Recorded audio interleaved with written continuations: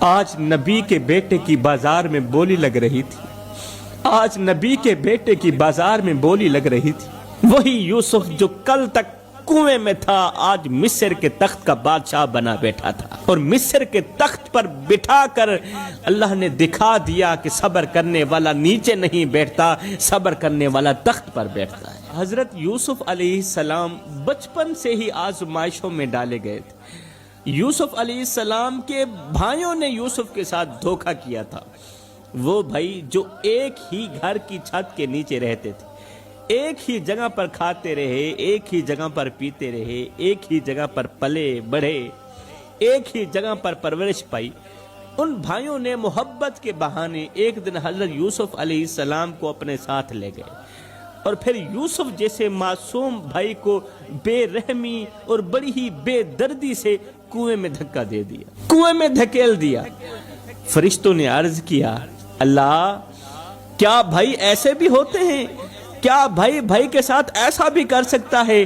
اللہ نے فرمایا ہاں، مگر میرا یوسف اکیلا نہیں ہے، کنویں میں جانے والا یوسف اکیلا نہیں ہے، اندھیرے میں رہنے والا یوسف اکیلا نہیں ہے، میں اس کے ساتھ ہوں۔ بھائی چھوڑ گئے تو کیا ہوا، بھائیوں نے دھوکہ کیا تو کیا ہوا، یوسف کا رب تو یوسف کے ساتھ ہے نا۔ اور جو تم دھکا سمجھ رہے ہو نا، وہ دھکا نہیں، وہ دھوکہ نہیں، بلکہ وہ میرے فیصلے کی پہلی سیڑھی ہے۔ خیر، بھائیوں نے حضرت یوسف علیہ السلام کو بچپن میں ہی کنویں کے حوالے کر دیا۔ کنویں کے اندر گہرا اندھیرا تھا، چاروں طرف خاموشی تھی، تنہائی تھی۔ ایک طرف تنہائی، اوپر سے اپنوں کی بے بسی، اپنوں کا ارمان۔ مگر حیرت کی بات یہ تھی کہ حضرت یوسف علیہ السلام نے اس ننھی عمر میں بھی اللہ سے شکوہ نہیں کیا تھا، نہ زبان سے فریاد نکلی، نہ دل میں بدگمانی آئی۔ اس حال میں بھی اللہ تعالیٰ کی شکر گزاری کرتے رہے۔ پھر کچھ مسافروں نے پانی نکالنے کے لیے کنویں میں ڈول ڈالا۔ جب انہوں نے کنویں میں ڈول ڈالا تو حضرت یوسف علیہ السلام اس ڈول کے ساتھ لٹک کرنا اس ڈول کو پکڑ کر کنویں سے باہر آ گئے۔ مسافروں نے یوسف علیہ السلام کو ایک غلام سمجھا اور مصر کے بازار میں لے گئے۔ آج نبی کے بیٹے کی بازار میں بولی لگ رہی تھی، آج نبی کے بیٹے کی بازار میں بولی لگ رہی تھی، قیمت لگ رہی تھی۔ بولی لگانے والے کہہ رہے تھے سستا ہے لے لو، کام کا ہے لے لو۔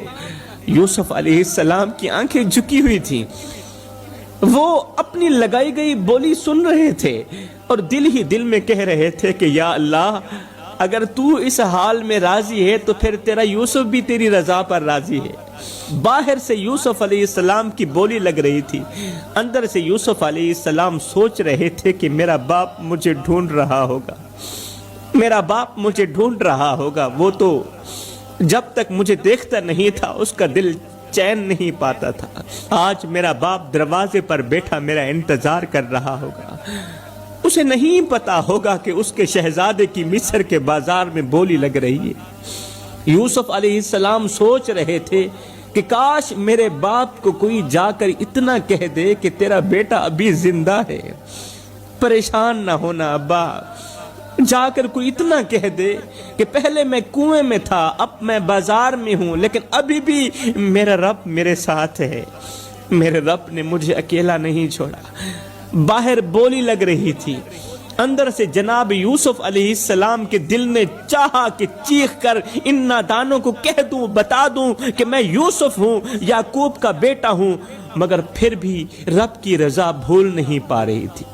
یوسف علیہ السلام نے دل ہی دل میں بس اتنا کہا کہ اے میرے رب، تو میرے باپ کے دل کو ویسے تھام لینا جیسے تو نے مجھے کنویں کے اندھیرے میں تھام لیا ہے۔ یوسف علیہ السلام صبر پہ صبر کرتے رہے، بھائیوں نے دکھ دیا، آپ نے صبر کیا، بھائیوں نے دھوکہ کیا، آپ نے صبر کیا، غلاموں کی طرح بازار میں بیچے گئے، آپ نے صبر کیا، پھر وقت نے قید خانے میں ڈال دیا یوسف کو، قید خانوں کی سلاخوں کے پیچھے بھی آپ نے صبر کیا، برسوں گزر گئے، آپ نے صبر کیا، اور پھر ایک دن اللہ نے صبر کا فیصلہ سنا ہی دیا۔ وہی یوسف جو کل تک کنویں میں تھا، آج مصر کے تخت کا بادشاہ بنا بیٹھا تھا، اور مصر کے تخت پر بٹھا کر اللہ نے دکھا دیا کہ صبر کرنے والا نیچے نہیں بیٹھتا، صبر کرنے والا تخت پر بیٹھتا ہے۔